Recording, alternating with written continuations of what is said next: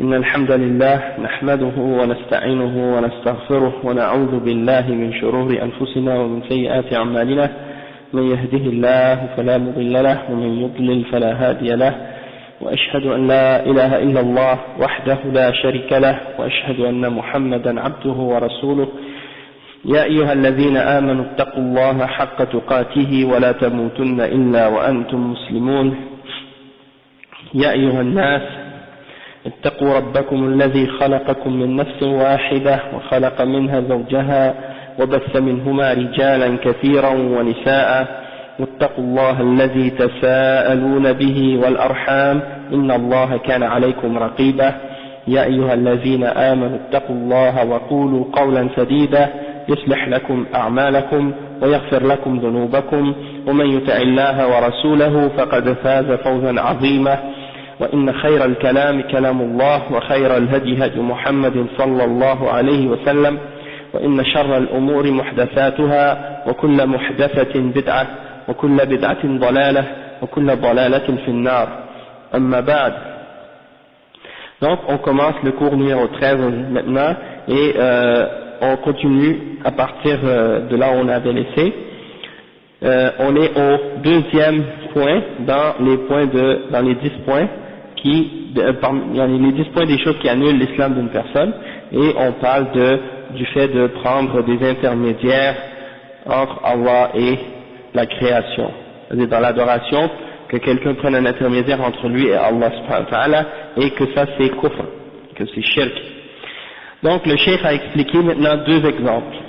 Il a expliqué l'exemple de personnes qui nient l'intercession, les intermédiaires. Il y a des gens qui nient les intermédiaires entre nous et Allah, dans le sens qu'ils nient les messagers et les anges qui sont venus transmettre les livres. Ça c'est une catégorie d'intermédiaires qu'on est obligé d'affirmer, et que ça fait partie de la foi d'y croire. Et de nier cette forme d'intermédiaire-là, c'est une forme de kufr. Toutefois, il y a une autre forme d'intermédiaire que si tu l'affirmes, tu deviens un mushrik ou un kafir. C'est-à-dire que tu affirmes ou que tu crois qu'il y a des intermédiaires entre nous et Allah subhanahu wa ta'ala dans l'adoration. Et ça, on a expliqué que c'était shirk. Maintenant, le cheikh, il rajoute quelques détails de certaines choses qui ont rapport avec ce sujet-là. Il dit وأما الذي يتخذ الوسائط ويعتقد أنها سبب لا يدعوها ولا يسبح ولا ينظر لها ويعتقد أن العبادة لله ولا يعبد إلا الله، ولكن يتخذ الوسائط على أنها أسباب تقربه إلى الله بزعمه ويسأل الله بجاههم وحقهم، فعمله هذا بدعة ووسيلة إلى الشرك، لأن الله لم يأمرنا باتخاذ الوسائط في الدعاء وطلب الشفاعة، وليس هذا سبب لإجابة الدعاء بأن تتوسط أو بأن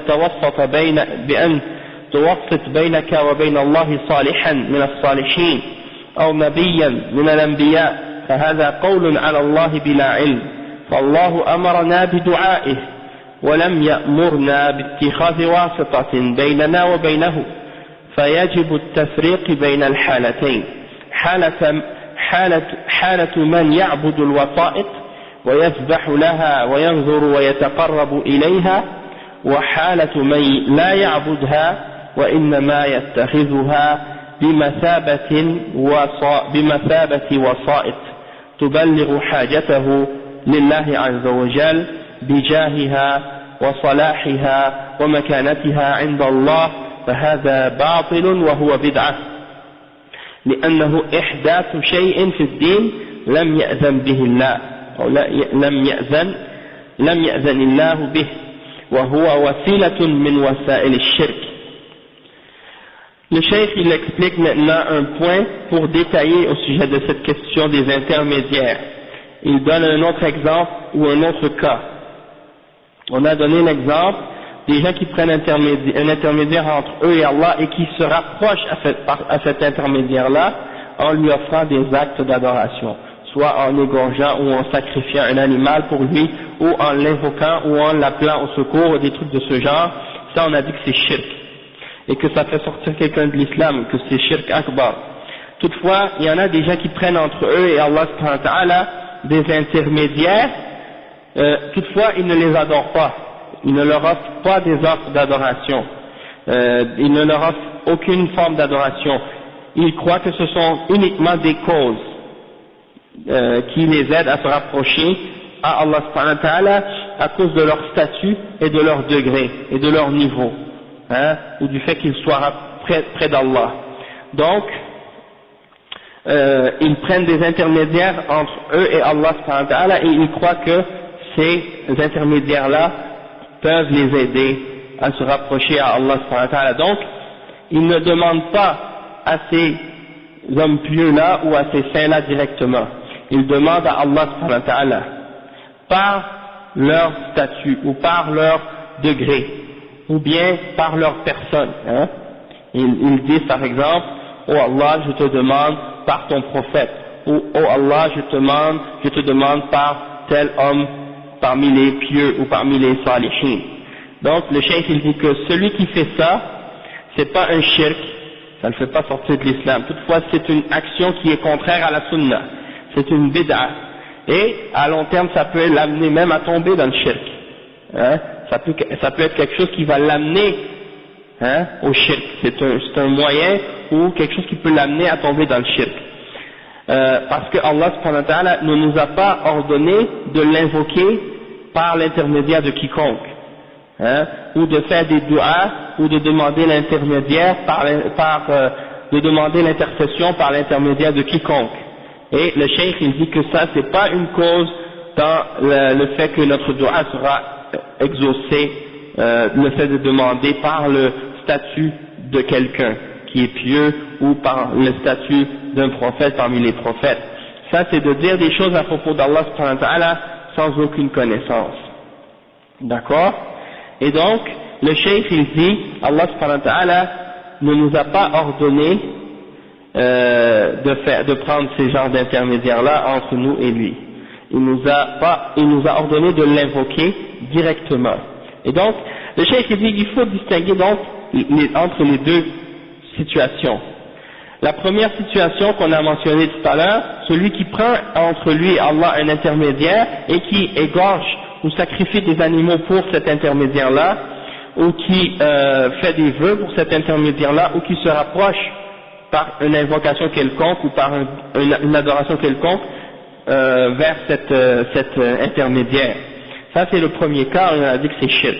Il y a le deuxième cas qu'on a mentionné aussi, c'est celui qui prend un intermédiaire entre lui et Allah subhanahu wa ta'ala, mais qui ne l'adore pas. Il fait juste demander à Allah subhanahu wa ta'ala par son niveau ou par son statut ou par la place qu'il a auprès d'Allah subhanahu wa ta'ala, et le cheikh explique que ça c'est baatil, ça c'est faux, c'est quelque chose de bid'a de faire une chose pareille, et c'est quelque chose qui a été inventé, qui ne fait pas partie de la religion de l'islam, et Allah subhanahu wa ta'ala ne l'a jamais permis. Et c'est une chose qui peut amener quelqu'un à tomber dans le shirk. Le cheikh il dit après: wal mutaakhirun لا يقتصرون على جعل الوسائط مجرد وسائط لا يصرفون لها شيئا أو لا يصرفون لها شيئا من العبادة، بل الغالب أنهم يعبدونها وينظرون ويذبحونها لها كما يفعلون عند الأضرحة، فيتبركون بترابها وأعتابها ويحجون إليها في أوقات معينة ويعكفون عندها ويأتون بقطعان الأنعام فيذبحونها في ساحات الأضرحة ويتقربون بها إلى الأضرحة وأصحاب الأضرحة بزعمهم، وعليكم السلام ورحمة الله، ويقربونهم يزعمهم أو بزعمهم يقربونهم إلى الله ويبلغون الله حوائجهم. هذا هو شأنهم وديدنهم من قديم منذ بنيت المساجد على القبور كما أخبر النبي صلى الله عليه وسلم، وقد وقع ما أخبر به صلى الله عليه وسلم، ووقع هؤلاء فيما وقعت فيه اليهود والنصارى من البناء على القبور كما قال صلى الله عليه وسلم: إن من كان قبلكم كانوا يتخذون قبور أنبيائهم وصالحيهم مساجدا ألا فلا تتخذوا القبور مساجد فإني أنهاكم عن ذلك. Le cheikh explique ensuite, il dit que on a donné les deux exemples et les deux cas. Le premier cas, ceux qui adorent les intercesseurs qu'ils établissent entre eux et Allah, et le premier cas, et le deuxième cas, ceux qui mettent des intermédiaires entre eux et Allah qui ne les adorent pas et qui demandent à Allah par leur statut ou par leur degré, et on a dit que ça c'est bid'a et que c'est quelque chose qui amène quelqu'un à tomber dans le shirk à la longue. Et toutefois, le cheikh il clarifie, il dit que de toute façon, ceux qui sont aujourd'hui, la plupart d'entre eux, ils ne font pas cette deuxième catégorie-là, de juste demander directement à Allah par l'intermédiaire du wali ou du prophète ou d'un saint ou d'un homme pieux, hein, comme en disant oh Allah, je te demande par le statut de telle personne, hein, malgré que c'est bid'a, ils ne se limitent pas juste à ça, ils prennent leur intermédiaire comme un objet d'adoration et ils lui offrent des formes d'adoration et ils sacrifient pour eux et ils égorgent pour des animaux pour eux, et ils font ça là où il y a des mausolées et des tombeaux, hein, de ces hommes-là. Ils vont là-bas et ils cherchent la baraka de la tombe de ces hommes-là, hein, comme par exemple ils vont auprès de la tombe et ils prennent de la poussière par terre à côté de la tombe et ils mettent parfois ils la mettent dans un petit pot ou quelque chose comme ça, ils l'amènent avec eux et ils vont prendre soi-disant, ils disent c'est de la terre bénite parce qu'elle est prise de la terre de la tombe, là où il y a cet homme qui est saint, qui est enterré. Donc ils font des choses de ce genre et ils croient qu'il y a une bénédiction dans cette terre, une baraka. Et ils se fatiguent à faire des voyages et des expéditions et des hajj, comme un hajj, ils pensent qu'il c'est un hajj d'aller visiter ces tombes. Et il y a pour la visite de ces tombes-là des moments dans l'année qui sont spécifiques et précis, qui ont été établis par les gens qui adorent ces saints-là et ces tombes. Et donc, dans chaque région, dans les pays musulmans, dans chaque ville ou dans chaque village, là où il y a soi-disant un homme pieux qui a été enterré, eh bien, par exemple, dans telle période de l'année, c'est le pèlerinage ou le mawsim, comme ils l'appellent, de tel wali, et dans une autre ville, hein, de tel autre wali ou de tel sayyid, ou même parfois c'est une femme, hein. Et donc, ils vont là-bas et ils font des formes d'adoration pour ces tombes-là. Et pour eux, c'est considéré comme une forme de hajj. Comme lorsqu'on va à Mecca, ceux qui n'ont pas les moyens d'aller à Mecca, ben, ils se payent un hajj vers les tombes de ces gens-là. Et ça, il y a pas de doute que c'est contraire à l'islam et que ça n'a rien à voir avec la religion d'Allah subhanahu wa ta'ala. Donc le cheikh il dit que la réalité des gens, c'est ça ce qu'ils font, malheureusement.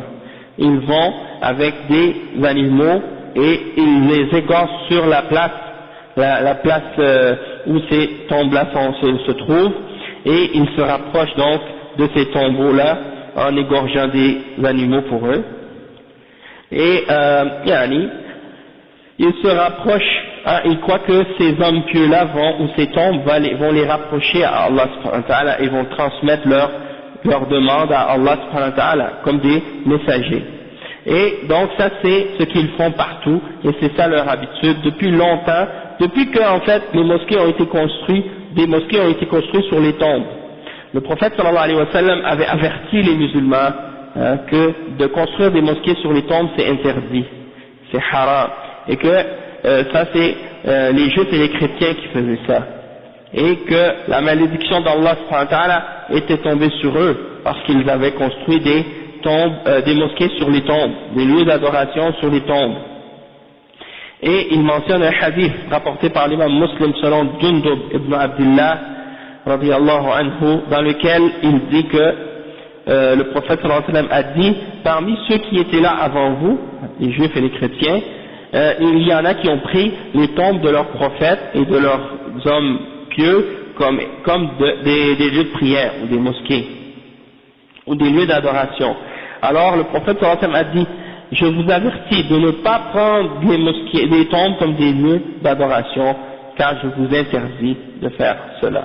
Donc ça c'est une interdiction claire du prophète sallallahu alayhi wa sallam de faire des choses pareilles. Toutefois, qu'est-ce qu'on a vu, qu'est-ce qu'on voit par la suite, qu'est-ce qui s'est passé à travers l'histoire, c'est que il y a des groupes de musulmans qui ont justement fait le contraire de ce que le prophète sallallahu alayhi wa sallam avait interdit, et maintenant c'est répandu partout dans les pays musulmans. On trouve des tombes, des mosquées construites sur les tombes et des mausolées et des trucs de ce genre, comme si le prophète sallallahu alayhi wa sallam n'avait rien dit à ce sujet-là. La référence, le hadith, c'est le hadith 532 dans Sahih Muslim, rapporté selon Jundub ibn Abdullah, et c'est dans le livre de Al-Janaiz, c'est-à-dire le chapitre qui parle de la prière funéraire, les prières funéraires. Vous trouvez dans ce chapitre les hadiths dans Sahih Muslim qui parlent de ce sujet-là. Et c'est des hadiths authentiques, et il y en a plusieurs qui parlent de ça et qui montrent que ces choses-là sont interdites. Après le cheikh il dit وكان هذا ممنوعا في الصدر الأول من هذه الأمة في عصر القرون المفضلة، ولا يوجد شيء من البنيات أو البنايات على القبور حتى جاءت دولة الفاطميين الشيعة، استولوا على مصر وكثير من البلاد وهم شيعة باطنية، فبنوا المساجد فبنوا المشاهد على القبور في مصر وغيرها، ثم تكاثرت الأضرحة في بلاد المسلمين بعد ذلك بسبب هؤلاء الشيعة قبحهم الله، فهم أول من بنى على القبور كما قال شيخ الإسلام ابن تيمية رحمه الله. Le cheikh il dit que ces choses-là, de construire des mosquées sur les tombes, c'est quelque chose qui avait été interdit depuis les premiers siècles de l'islam. C'était toujours interdit, et même parmi les 3 premiers siècles préférés, c'est-à-dire les 3 premiers siècles des 3 premières générations, ces choses-là avaient été interdites et on ne trouvait ça nulle part, c'est-à-dire on ne trouvait pas de construction ou des bâtiments sur les tombes. C'est uniquement lorsqu'il est arrivé les Fatimiyya en Égypte, la secte des Fatimiyya. En fait, c'est une dynastie qui a régné en Égypte pendant un certain moment, et on les appelle les Fatimiyya. En réalité, ce sont des chiites d'une secte qu'on appelle Al-Batiniyya. On les appelle les Ismaélites. C'est une secte ésotérique parmi les sectes qui sont en dehors de l'islam, qu'on considère comme étant mécréants, et ces gens-là s'appellent des Ismaélites, et ils existent encore aujourd'hui. Et c'est des gens qui ne croient en rien de l'islam. Ils déforment le sens de tout ce qui est écrit dans le Coran, et ils donnent à ce qui est écrit dans le Coran une autre signification, qui est contraire à tout ce qui est écrit textuellement. Donc eux ils disent, on ne doit pas rien prendre de ce qui est dans le Coran comme étant littéral. Il ne faut pas prendre rien de ce qui est dans le Coran comme étant littéralement. C'est-à-dire, pour eux, tout ce qui est dans le Coran, ça a une interprétation secrète, que seuls les initiés à leur secte peuvent connaître. Et le sens commun que tous les musulmans comprennent lorsqu'ils lisent le Coran, ça c'est pour les gens ordinaires, les gens qui ne comprennent pas bien les choses de la philosophie. Mais ceux qui ont, soi-disant selon eux, prétendent que ceux qui ont atteint ce niveau de compréhension et d'évolution philosophique ou autre, eh bien eux ils rentrent, ils s'initient dans leur secte, et là on leur révèle soi-disant les compréhensions secrètes de l'islam, et il n'y a rien d'interdit pour eux, il n'y a rien d'obligatoire pour eux, tout ça pour eux c'est faux. Et il n'y a pas le paradis, ça n'existe pas pour eux, et l'enfer ça n'existe pas pour eux, tout ça c'est des états d'âme dans ton esprit, et pour eux les anges ça n'existe pas, et les prophètes c'est pas des prophètes, c'est des philosophes, et ils découvrent la révélation par leur raison seulement, pas par un ange qui vient leur parler, et pour eux les anges c'est la raison. En tout cas ils déforment complètement la réalité de l'islam. Même Allah subhanahu wa ta'ala, elle n'existe pas pour eux, ils nient tous ses attributs et ses noms, pour eux c'est sans aucune signification tout ça, et ils adorent les morts. C'est ça qui est incroyable avec ces gens-là, ils adorent les tombes et les morts, et ils prient à des hommes, et ils croient que ils croient que leurs imams sont des incarnations de Dieu, soi-disant. Donc, ça c'est des exemples des croyances de ces sectes de chiites, des gens qui se disent musulmans et qui n'ont rien à voir avec l'islam. À un certain moment donné, ils ont pris le pouvoir dans plusieurs pays musulmans, dans le nord de l'Afrique, hein, la Dawla al-Ubaydiyya, et au Yémen, et en Égypte, et en Irak, et en Syrie, et même dans les pays de Mecca et Medina, hein, ils ont pris le contrôle pendant longtemps, ils ont régné là-bas, et ils ont semé le désordre et la corruption dans les pays musulmans, et c'est uniquement lorsque Salah ad-Din Ayyubi a pris le contrôle qu'il les a combattus. Et ça c'est pendant l'époque des croisades.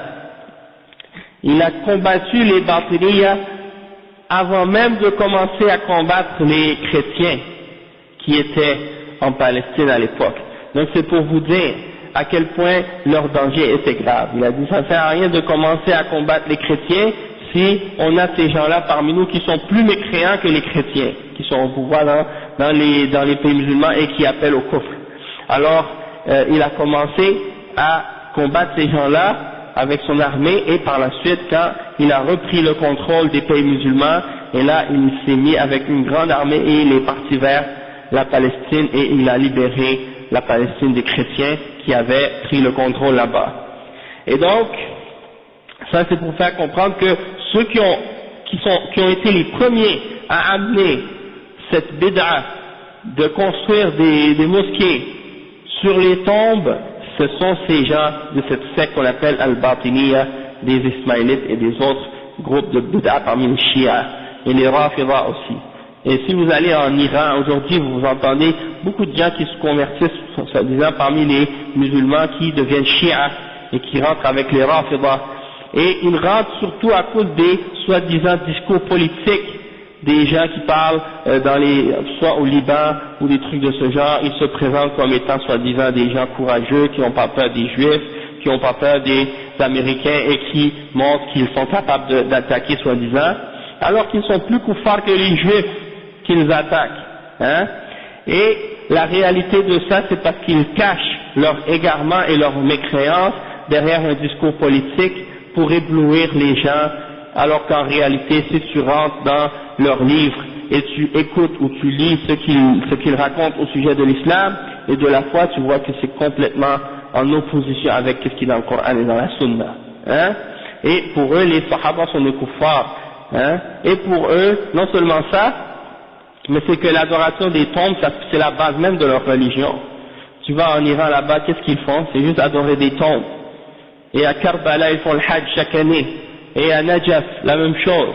Et pour eux, ça a plus d'importance de faire ça que de faire le Hajj à Mecca. Hein? Donc ça, c'est des exemples de formes de shirk que ces gens-là font. Hein? Al-Khomeini, il y a une grosse tombe là-bas, ils font le Hajj là-bas chaque année, la même chose. Hein? Donc leur religion, c'est la même chose, c'est ça leur religion. Et même quand ils viennent faire le Hajj à Mecca, et quand ils viennent à Al-Madina, ils ne font que visiter les cimetières et les tombes.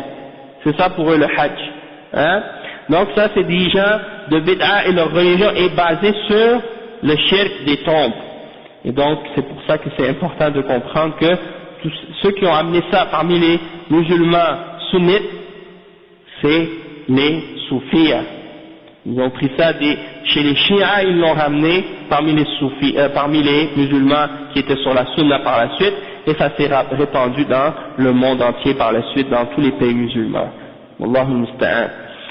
Donc, c'est pour ça que c'est important de comprendre le danger de ça et que le prophète sallallahu alayhi wa sallam a averti contre ces choses-là et qu'il a appelé à détruire ces bâtiments qui sont construits sur les tombes. Le cheikh dit وَهَؤُلَاء لَهُمْ شُبُهَاتٌ يَسْتَدِلُّونَ بِهَا بِزَعْمِهِمْ يَظُنُّونَ أَنَّهَا أَدِلَّةٌ. Le cheikh dit ces gens-là, ils ont des shubuhat, ils ont des arguments qui sont des faux arguments, hein, des ambiguïtés, des doutes qu'ils utilisent pour essayer de tromper les gens, pour essayer de leur faire croire qu'ils ont des preuves ou des arguments pour faire ce qu'ils font de shirk et de bid'a. Et parmi, le cheikh il en mentionne quelques-unes, et puis on va les lire, Inch'Allah, pour comprendre comment répondre à ces shubuhat.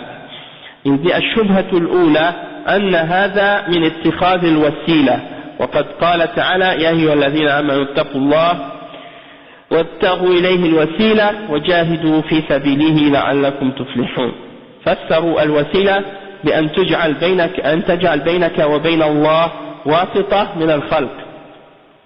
وفي قوله تعالى أولئك الذين يدعون يبتغون إلى ربهم الوسيلة أيهم أقرب ويرجون رحمته ويخافون عذابه. فسروا الوسيلة في الآيتين بأنه اتخاذ الوسائط بينهم وبين الله، وهذا تفسير باطل لم يقله أئمة التفسير، بل أئمة التفسير فسروا الوسيلة بأنها الطاعة والتقرب إلى الله بعبادته، والوسيلة هي الطريق الموصل إلى الله بعبادته، وذلك بعبادته وحده لا شريك له والتقرب إليه. فالطريق الذي يوصل إليه هو عبادته وحده لا شريك له، فالوسيلة هي العبادة والطاعة بفعل الأوامر وترك النواهي. Le Cheikh explique que ça, en fait, cette shubha, on l'avait mentionné pour le premier point qui annule l'islam dans le shirk, c'est-à-dire que parmi les shubuhat, ils utilisent le terme wasila. On a expliqué déjà que pour eux, le mot wasila, ça veut dire les intermédiaires. Ils interprètent ça comme si ça voulait dire les intermédiaires, alors qu'en réalité, ça ne veut pas dire les intermédiaires, ça veut dire tout ce qui peut être utilisé comme moyen pour plaire à Allah et pour se rapprocher à Allah subhanahu wa ta'ala, et donc ça comprend la foi et les bonnes œuvres et l'obéissance d'Allah subhanahu wa ta'ala. Donc c'est ça le wasila, c'est ça le moyen pour arriver à Allah subhanahu wa ta'ala, et non pas le fait de prendre un intermédiaire parmi les hommes puis que tu l'adores en dehors d'Allah subhanahu wa ta'ala. Donc ça c'est la première shubha. Le Cheikh dit amma qawluhu ta'ala أولئك الذين يدعون يبتغون إلى ربهم الوسيلة أيهم أقرب ويرجون رحمته ويخافون عذابه. فالمعنى أن الذين يعبدون الملائكة من العرب والذين يعبدون المسيح عليه السلام من النصارى رد الله عليهم بأن هؤلاء الذين تعبدون من دون الله هم من عبادي يتقربون إلي ويعبدونني وليس لهم من الأمر شيء ولا من الربوبية شيء، فهم عباد يتقربون إلى الله بالعبادة ويرجون رحمة الله ويخافون عذابه، فلا يجوز أن يتخذوا وسائط ووسائل يتقرب بواسطتهم إلى الله بقوله أولئك الذين يدعون، أي يدعوهم المشركون من الملائكة وبعض الرسل كالمسيح عليه السلام، هؤلاء عباد لله ليس لهم من الأمر شيء، يبتغون إلى ربهم الوسيلة فهم فقراء إلى الله محتاجون إليه ويرجون رحمته ويخافون عذابه، فكيف يتخذون آلهة يعبدون مع الله وهم عباد يخافون من عذاب الله ويرجون رحمته ويتقربون إليه. هذا هو تفسير الآية الذي فسرتها به أئمة التفسير. Le Cheikh il dit que le verset qu'ils utilisent comme le verset 85 dans Surat Al-Isra, ce verset-là il dit ceux-là ils invoquent les awliya ou les saints ou les hommes pieux ou les prophètes, yabtaghuna ila rabbihim al-wasila, ceux qu'ils invoquent, ceux que les mouchriquins invoquent, eh bien parmi les prophètes ou parmi les anges, les arabes par exemple, le Cheikh dit, ce verset-là ça signifie que les arabes avant l'islam ils adoraient les anges, ou bien ils adoraient les chrétiens ils adoraient le prophète Isa alayhi salam, ou bien des hommes pieux parmi les hommes pieux, ok, et ils croyaient que ça c'était un moyen pour eux de se rapprocher à Allah subhanahu wa ta'ala, alors que eux-mêmes, ces créatures-là qu'ils adoraient, eux-mêmes ils souhaitent et ils espèrent en la miséricorde d'Allah, et ils adorent Allah subhanahu wa ta'ala eux-mêmes. Donc comment tu peux adorer quelqu'un alors que lui-même il est en train d'adorer Allah et il espère la miséricorde d'Allah, hein? Donc le Cheikh il dit donc que Allah subhanahu wa ta'ala a répondu à ce qu'ils faisaient en disant que ceux que vous adorez en dehors d'Allah subhanahu wa ta'ala sont eux-mêmes des serviteurs, sont eux-mêmes ceux que vous adorez sont mes serviteurs déjà, hein, et ils m'adorent, et ils se rapprochent à moi, et ils n'adorent que moi. Alors, ils n'ont aucun contrôle et aucune décision dans quoi que ce soit de ce qui se produit et de ce qui se passe dans l'univers. Donc si vous voulez quelque chose, si vous avez besoin de quelque chose, ne demandez pas à ces êtres-là, ne demandez pas à ces créatures-là qui sont mes serviteurs, demandez-moi à moi directement. Hein? Donc c'est ça la réponse en fait à ce sujet-là. Ils n'ont rien dans le contrôle de la création, ils n'ont rien dans le contrôle de la subsistance ou dans quoi que ce soit de l'univers. Ce sont des serviteurs d'Allah qui cherchent à se rapprocher eux-mêmes d'Allah en faisant de l'adoration et qui espèrent la miséricorde d'Allah et qui craignent le châtiment d'Allah subhanahu wa ta'ala. Il n'est donc pas permis à quiconque de les prendre eux comme des intermédiaires entre nous et Allah subhanahu wa ta'ala et de les prendre comme des wasa'il ou des wasila, des moyens pour se rapprocher d'Allah subhanahu wa ta'ala par leur intermédiaire. Et donc, quand Allah subhanahu wa ta'ala il dit أولئك الذين يدعون أي يدعوهم المشركون إلى الملائكة وبعض الرسل, donc ceux que les mushrikoun invoquent parmi les anges et parmi certains prophètes comme Jésus, Isa alayhi salam, ils n'ont aucun contrôle sur quoi que ce soit dans l'univers. Ils sont eux-mêmes des créatures d'Allah subhanahu wa ta'ala, hein, et ils n'ont aucun contrôle dans l'univers. Et eux-mêmes, ils cherchent un moyen d'atteindre l'agrément d'Allah subhanahu wa ta'ala. Ils sont indigents, ils ont besoin d'Allah subhanahu wa ta'ala. Comment ils pourraient nous aider eux alors qu'eux-mêmes ont besoin de l'aide, hein? Comment ils pourraient nous donner quelque chose alors qu'eux-mêmes ils ont besoin d'Allah subhanahu wa ta'ala pour avoir ce qu'ils veulent. Eux-mêmes ils craignent le châtiment d'Allah et ils espèrent en sa miséricorde. Comment on pourrait les prendre comme des idoles ou des êtres, des objets d'adoration et de les adorer avec Allah subhanahu wa ta'ala alors qu'ils sont eux-mêmes en train de craindre le châtiment d'Allah et ils espèrent de se rapprocher à Allah. Ça c'est le vrai tafsir, ça c'est la vraie compréhension de ce verset-là.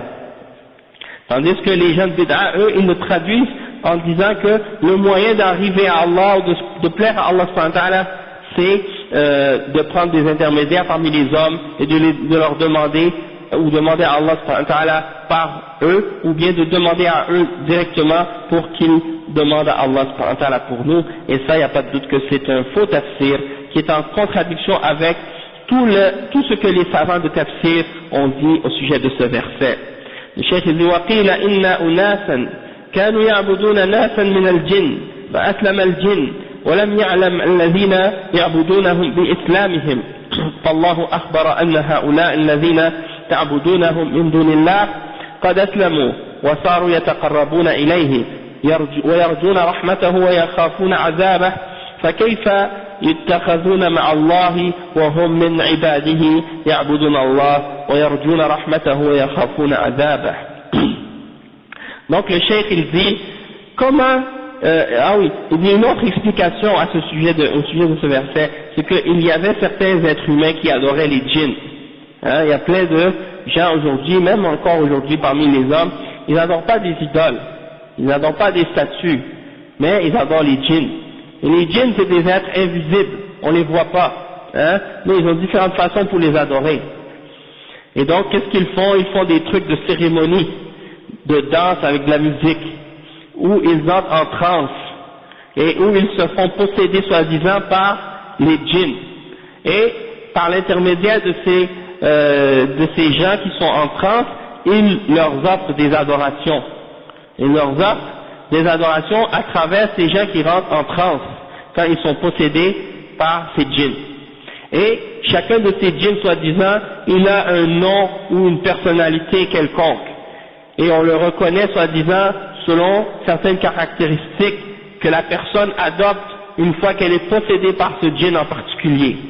Et donc, ils vont lui offrir des cadeaux, ils vont lui offrir des offrandes, des sacrifices et des trucs de ce genre.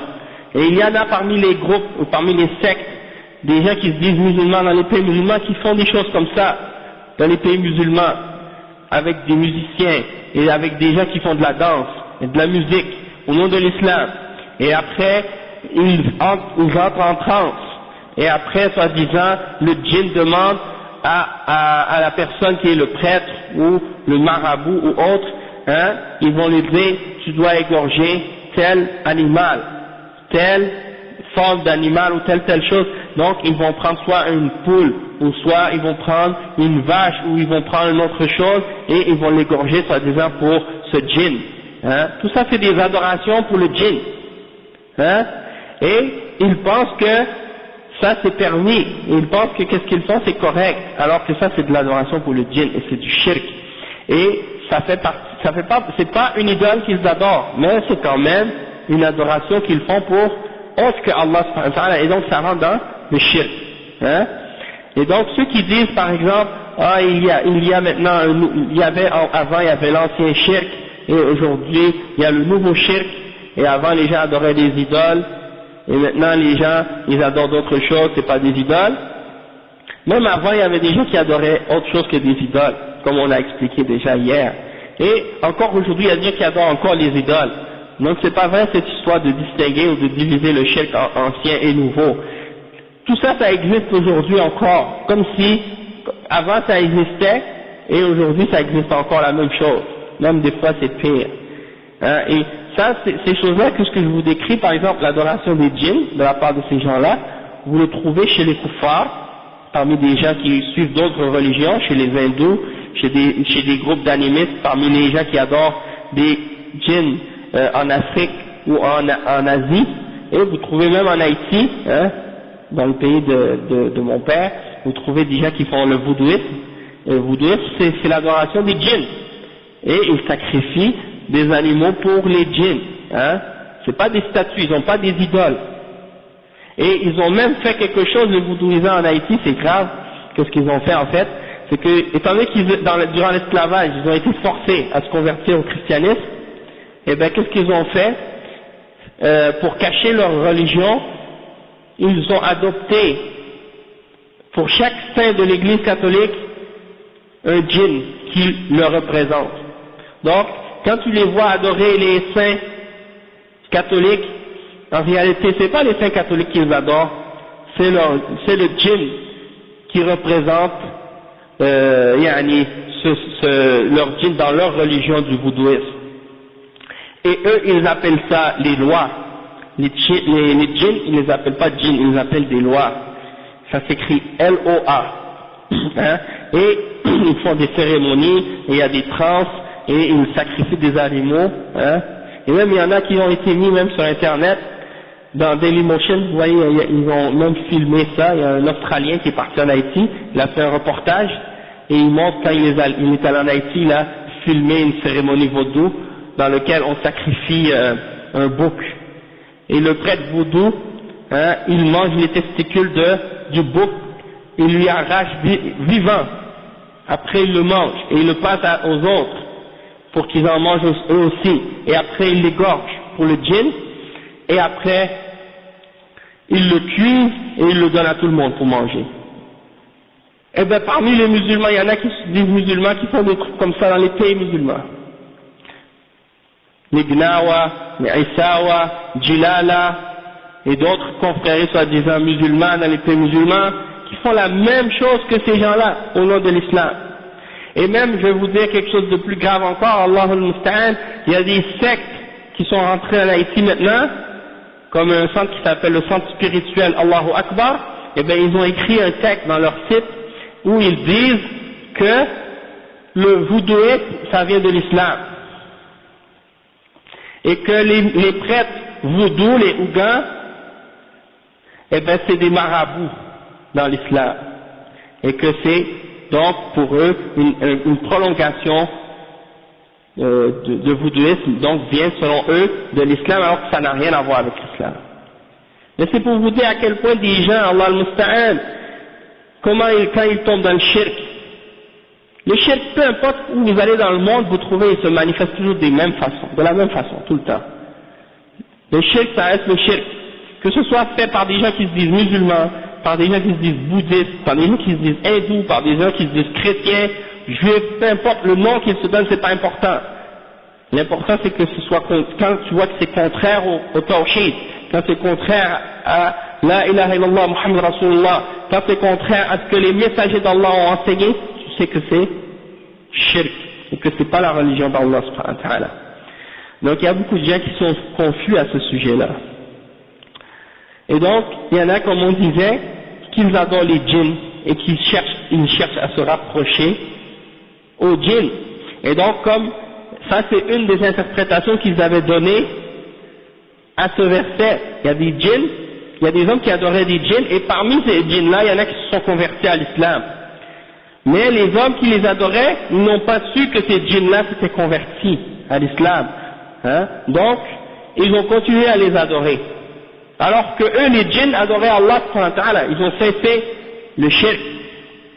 Ils ont cessé de, disons, suivre la religion qu'ils suivaient avant. Alors Allah subhanahu wa ta'ala a informé ceux qui les adoraient, en dehors d'Allah, qu'ils s'étaient convertis. Ils ont commencé à se rapprocher à Allah subhanahu wa ta'ala et à espérer en sa miséricorde et à craindre son châtiment. Alors, comment vous pouvez les prendre comme des intermédiaires avec Allah subhanahu wa ta'ala, alors que eux sont des adorateurs d'Allah subhanahu wa ta'ala et qu'ils craignent Allah subhanahu wa ta'ala et qu'ils craignent son châtiment et qu'ils espèrent en sa miséricorde. Donc ça c'est des exemples. Le cheikh dit فالآية لها تفسيران صحيحان. التفسير الأول أن المراد بهم الملائكة وبعض الرسل، والثاني أن أناسا من الجن يعبدهم المشركون فأسلموا ولم يعلم من يعبدونهم أنهم أسلموا، فالله أخبر عنهم.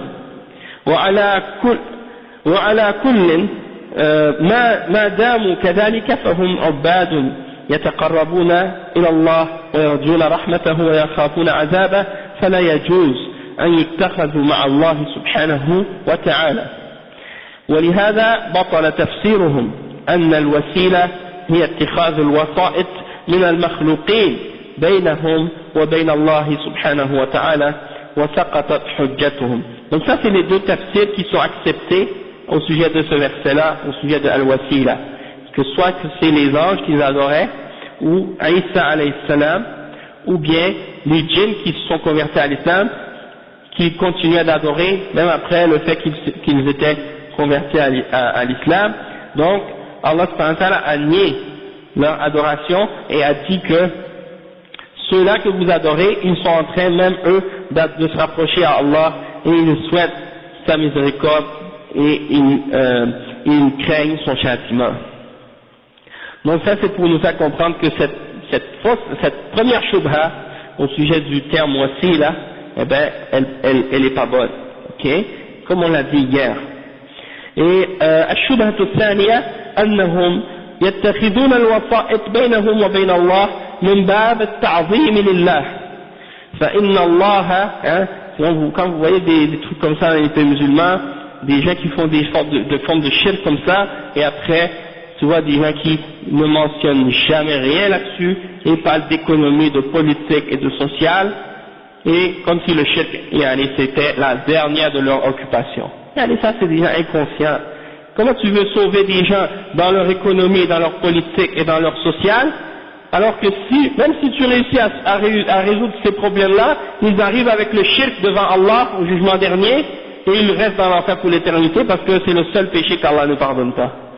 Même si tu as la meilleure économie au monde, même si tu as la plus puissante économie au monde, qu'est-ce que tu vas faire devant Allah subhanahu wa ta'ala au jugement dernier avec le shirk? Tu vas dire, oh Allah, on avait le meilleur PNB,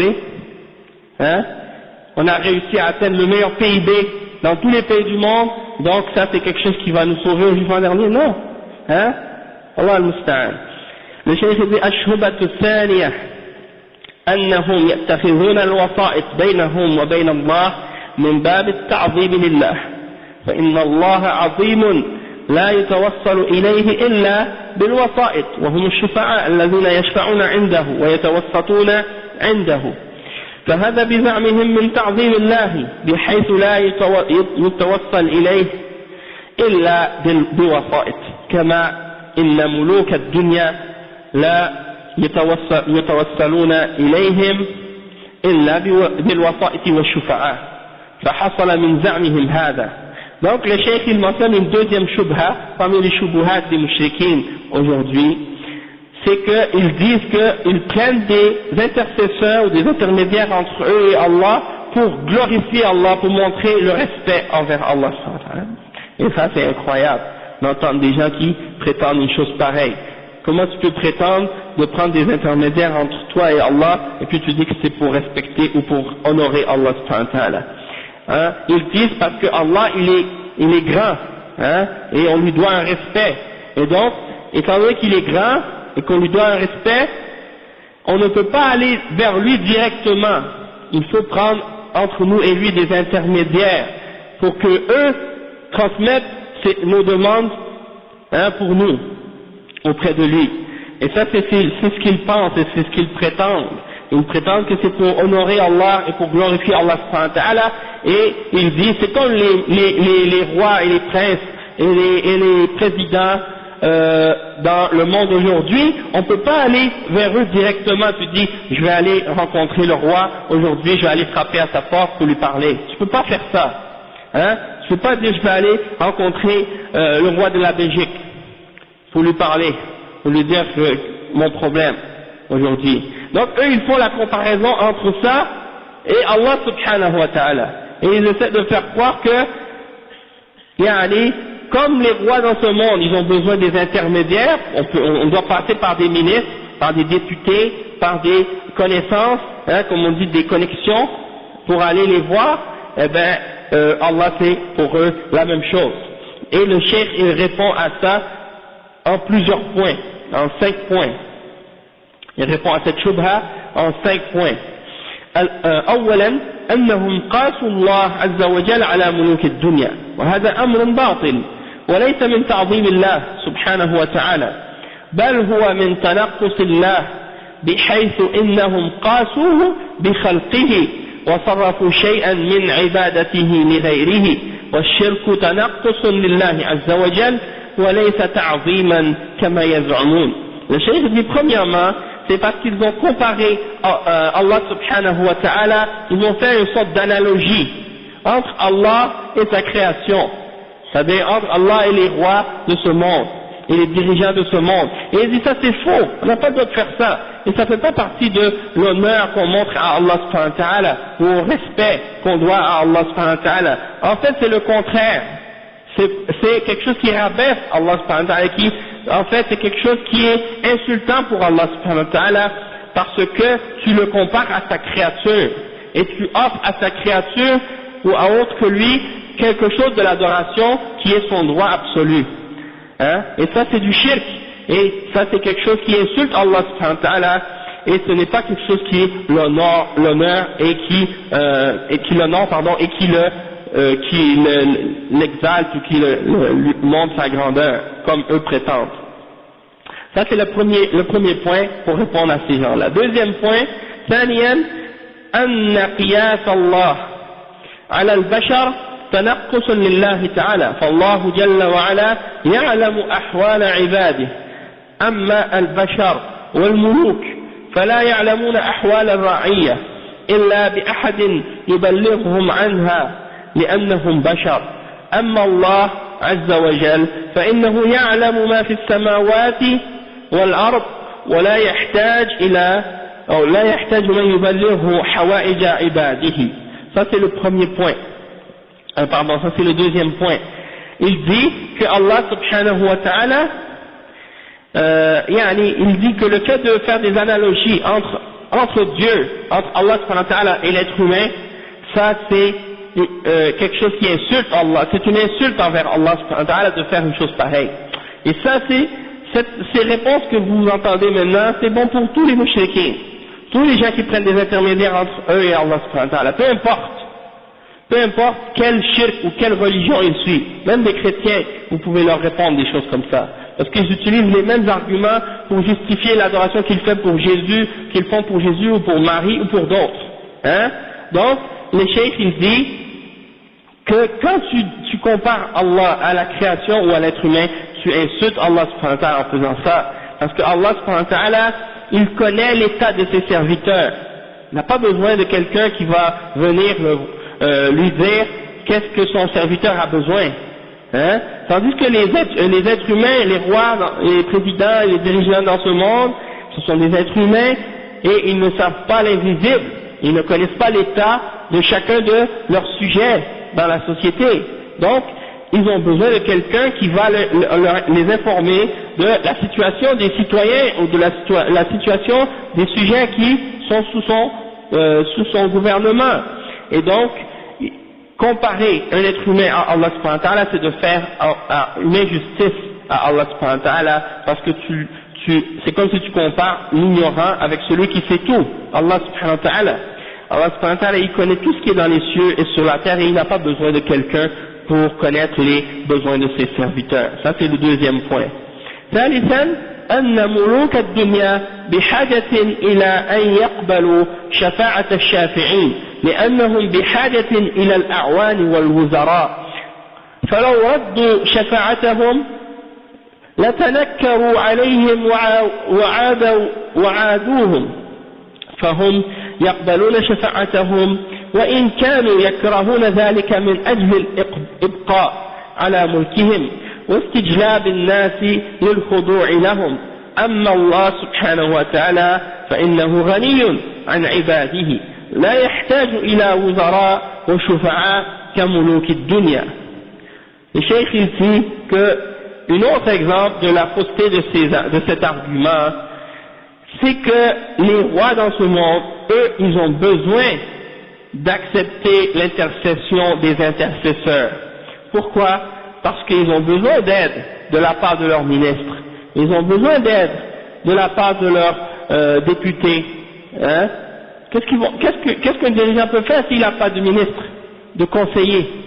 Il est obligé d'en avoir, parce que tout seul il ne peut pas faire tout. Donc, il leur doit parfois des faveurs. Il a besoin d'eux. Hein? C'est pas comme les êtres humains. Alors, le cheikh il dit, donc c'est ça montre en fait l'erreur de cet argument. Parce que Allah subhanahu wa ta'ala, il n'a besoin de personne. Il n'a besoin de personne. Hein? Et il n'y a personne qui a des faveurs auprès d'Allah subhanahu wa ta'ala qu'il est obligé de dire à quelqu'un oui. Hein? Donc celui qui pense que Allah subhanahu wa ta'ala est comparable à un roi et qu'on doit prendre des intermédiaires pour s'approcher à lui, alors c'est comme s'il a comparé Allah subhanahu wa ta'ala à une créature qui est faible. Hein? Parce que les dirigeants dans ce monde, ils ont besoin de ces ministres ou de ces aides pour garder ou rester sur leur position et leur pouvoir, et pour que les gens continuent à les écouter, à les suivre. Et donc Allah, lui, il n'a pas besoin de personne, contrairement aux êtres humains. Ça c'est le troisième réponse à ce sujet-là. Quatrièmement, أن ملوك الدنيا في الغالب لا يريدون الخير. Le chef il disait, ils sont obligés d'accepter parfois l'intercession de ces gens-là, même si eux, au fond de leur cœur, ils détestent ça. Ils n'ont pas envie de le faire, mais ils n'ont pas le choix. Hein? Donc ça montre l'exemple. Ça rajoute un point important. Quatrièmement, أن ملوك الدنيا في الغالب لا يريدون الخير ولا يعطون الطلب إلا مع التثاقل. أما الله جل وعلا كريم لا يؤثر عليه أحد في إرادة الخير لعباده كما يؤثر على ملوك الدنيا.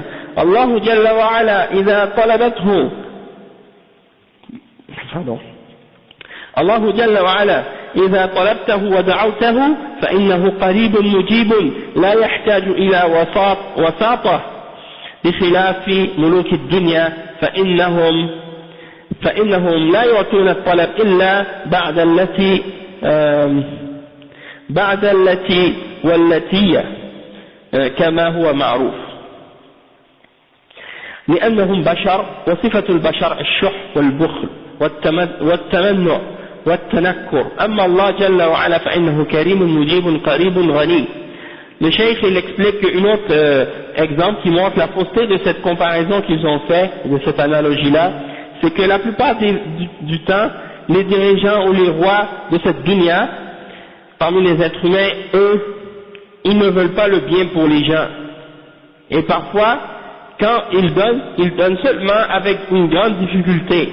Hein, ils se forcent, ils sont obligés de se forcer pour donner quelque chose alors qu'en réalité ils n'ont pas envie parfois de le faire. Toutefois, Allah subhanahu wa ta'ala, lui, au contraire, il est généreux. Et il n'y a rien qui peut le forcer à faire ce qu'il ne veut pas. Il n'y a personne qui peut le forcer à faire ce qu'il ne veut pas. Et Allah subhanahu wa ta'ala, il aime faire le bien pour ses serviteurs. Hein, c'est pas comme les rois de ce monde. Et il dit Allah subhanahu wa ta'ala, si tu lui demandes, il te donne. Il est proche et il exauce les demandes de ceux qui l'invoquent. Et il n'a pas besoin d'intermédiaire contrairement aux rois de ce monde, car eux ils ne donnent pas excepté si tu leur demandes. Alors que Allah subhanahu wa ta'ala il te donne même si tu lui demandes pas. Hein? Allah subhanahu wa ta'ala. Car les êtres humains, parmi leurs caractéristiques, l'être humain il est comme ça. Il a des caractéristiques du fait qu'il est avare, il est comment on dit, pingre, hein, il refuse, il aime refuser, et parfois il ne veut pas donner, il refuse, tandis qu'Allah subhanahu wa ta'ala il n'est pas comme ça, il est généreux, il exauce les demandes de ses serviteurs, il est près de ses serviteurs et il est riche, c'est-à-dire il se suffit à lui-même et peu importe combien il donne, eh ben il y a rien de, ça ne diminue rien dans son royaume. Et le dernier point que le cheikh a mentionné pour répondre à cette shubha, il dit khamisan anna muluk ad-dunya fuqara yanfadu alladhi indahum wa qad la yakunu indahum shay wa yahtajuna ila al-qard wa ila al-ihtiyal amma Allah jalla wa ala فعنده خزائن السماوات والأرض فهو غني كريم كل حوائج الخلق عنده قال الله تعالى في الحديث القدسي يا عبادي لو أن أولكم وآخركم وإنسكم وجنكم قاموا في صعيد واحد فسألوني فأعطيت كل واحد مسألته ما نقص ذلك مما عندي إلا ما ينقص المخيط إذا أدخل البحر فلو أن كل الخلق أولهم وآخرهم وإنسهم وجنهم اجتمعوا في صعيد واحد وسألوا وأعطاهم الله حوائجهم كلها لا ينقص ذلك من ملكه شيئا بخلاف ملوك الدنيا فلو أعطوا نفد الذي عندهم قال تعالى ما عندكم ينفد وما عند الله باق فقياس الخالق سبحانه على المخلوق باتخاذ الوسائط عنده قياس باطل من وجوه متعددة. Donc le cheikh il explique comme dernier point que les rois de ce monde ils sont pauvres, ils sont eux-mêmes dans le besoin parfois, ils n'ont même pas parfois ce qu'ils ont besoin, ils sont obligés d'emprunter, hein, ou de faire des ruses pour avoir ce qu'ils ont besoin, tandis que Allah subhanahu wa ta'ala c'est lui qui possède les trésors des cieux et de la terre, et il est riche et généreux. Tous les besoins de sa création, c'est lui qui les possède, c'est lui qui donne.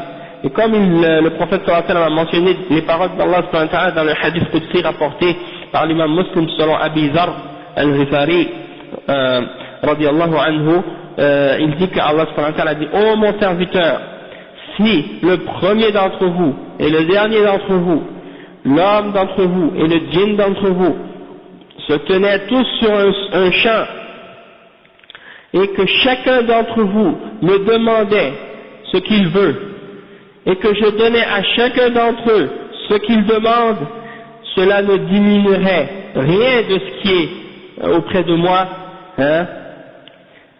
Et il donne une comparaison ou un exemple, c'est comme quand tu trempes une aiguille dans l'océan, tu vois ce qui en sort.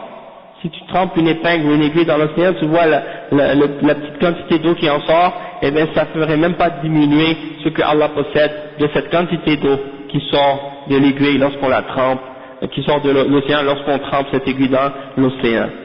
Donc, ça c'est un exemple pour nous faire comprendre à quel point Allah subhanahu wa ta'ala il est riche et tandis que les rois de ce monde, s'ils donnent et ils donnent et ils donnent et ils donnent et ils donnent, à un moment donné, ça va arrêter, hein, ils en auront plus, contrairement à Allah subhanahu wa ta'ala. Il mentionne le verset 96 dans Surat Al-Nahl qui dit ce qui est avec vous peut terminer, vous pouvez épuiser ce que vous avez, tandis que ce qui est auprès d'Allah subhanahu wa ta'ala demeure, ça reste. Donc de comparer le créateur avec la créature dans le fait de prendre des intercesseurs et des intermédiaires dans l'adoration, tout ça c'est de fausses comparaisons, de fausses analogies de plusieurs points de vue comme on a pu en voir quelques-uns. Ensuite le cheikh il donne une autre shubha des mushrikin.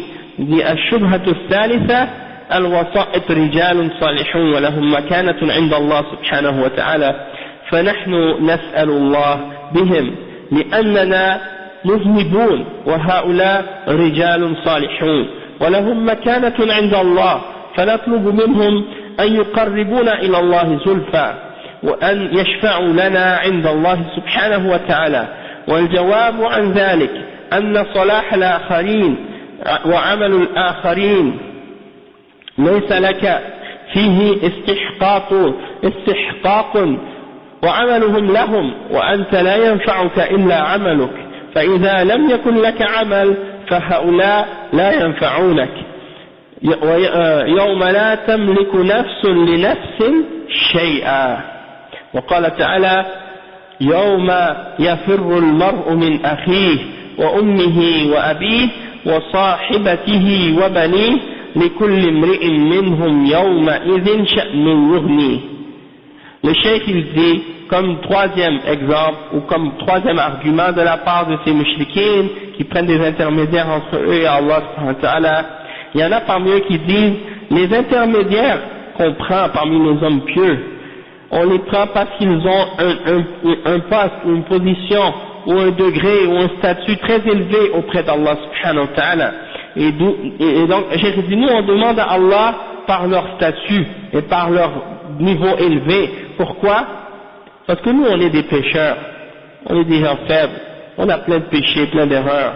Et donc, eux ce sont des hommes pieux et ils sont loin des péchés et donc à cause de ça ils ont une position très, très élevée auprès d'Allah subhanahu wa ta'ala. Et donc nous on demande, on demande par eux, ou on leur demande de nous rapprocher à Allah subhanahu wa ta'ala et on leur demande d'intercéder pour nous auprès d'Allah subhanahu wa ta'ala. Donc ça c'est la troisième shubha qu'il mentionne et la réponse à ce sujet-là, comme le cheikh il l'explique, il dit la piété des autres et les bonnes actions des autres, tu n'en as aucun droit là-dedans. Tu n'as aucun droit là-dedans toi. Et leurs actions, leurs bonnes actions sont pour eux. Et ça ne va pas te profiter en rien.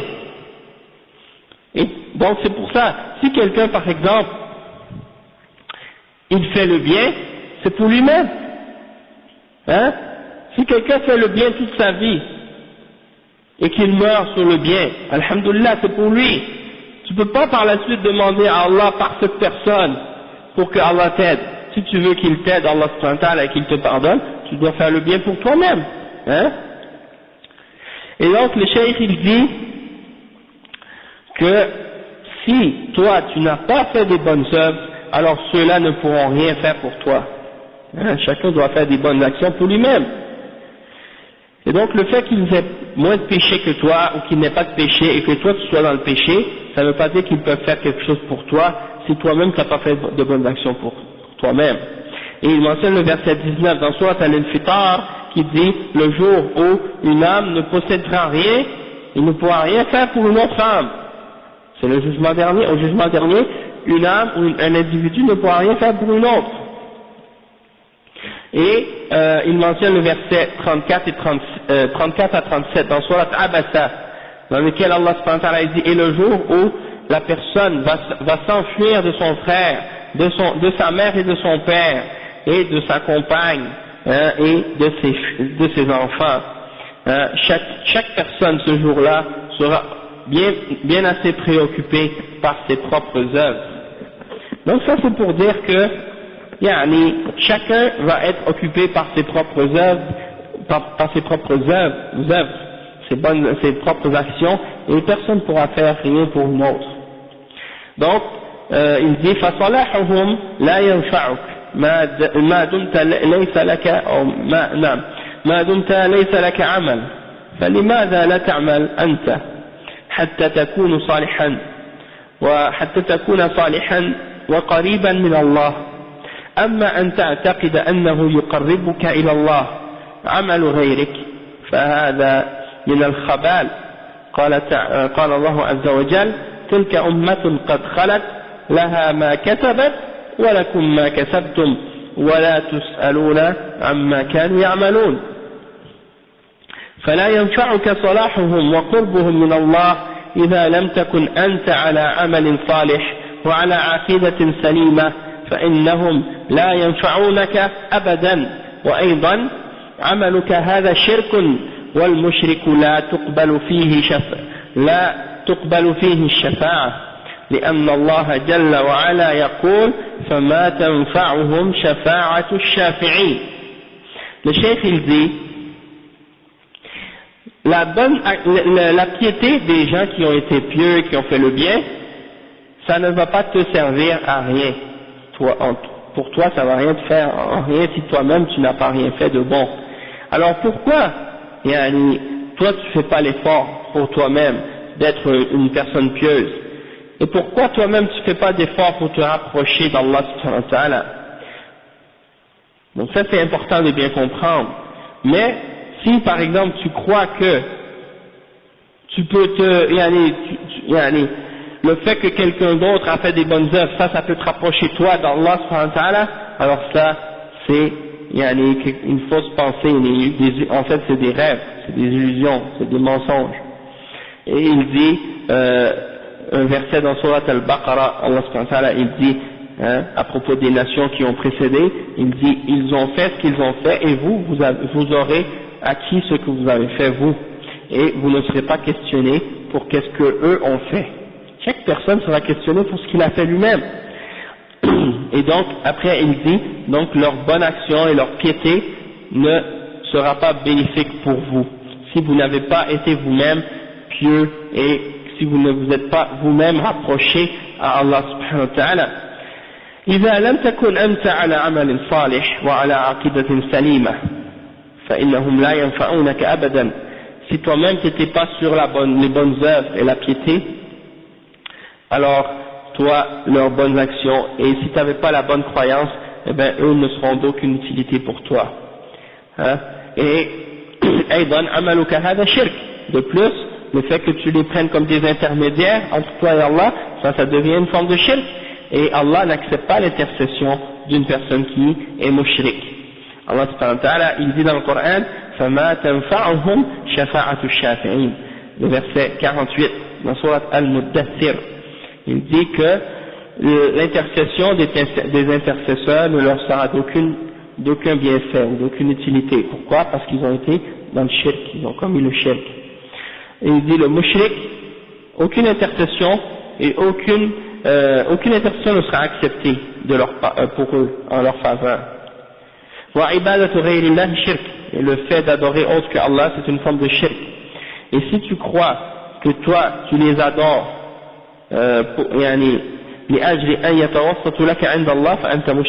si tu crois que tu peux les adorer pour qu'ils puissent intercéder en ta faveur auprès d'Allah, alors dans ce cas tu es un mushrik. Et il dit le mushrik, son intercession l'intercession en sa faveur ne sera pas acceptée et ne lui sera d'aucune utilité. Alors fais ton effort pour corriger toi-même tes actions avec Allah subhanahu wa ta'ala et ne te tourne pas vers les actions des autres. C'est comme si par exemple toi tu vas pas travailler, t'envoies quelqu'un, ou bien tu regardes quelqu'un d'autre qui va travailler, puis tu lui dis par la suite quand il revient du travail, donne-moi ton salaire. C'est comme un peu si tu faisais ce genre de choses là. tu veux pas toi faire l'effort pour faire les bonnes œuvres, et là tu te bases sur quelqu'un d'autre qui a fait les efforts et qui a fait les bonnes œuvres, et tu veux lui demander à lui, demande à Allah pour moi. Ça c'est pas correct. Tu dois faire tes propres efforts, tes propres bonnes œuvres. Hein? Et donc, comme le cheikh il dit, c'est ça, que les seules choses qui vont être bénéfiques, c'est les bonnes œuvres et la bonne foi au jugement dernier, et non pas ce que les autres ont fait. On va s'arrêter ici pour maintenant, Inch'Allah, puis après la pause, on va continuer à partir de la 4e shubha, Inch'Allah. سبحانك اللهم وبحمدك أشهد أن لا إله إلا أنت أستغفرك وأتوب إليك.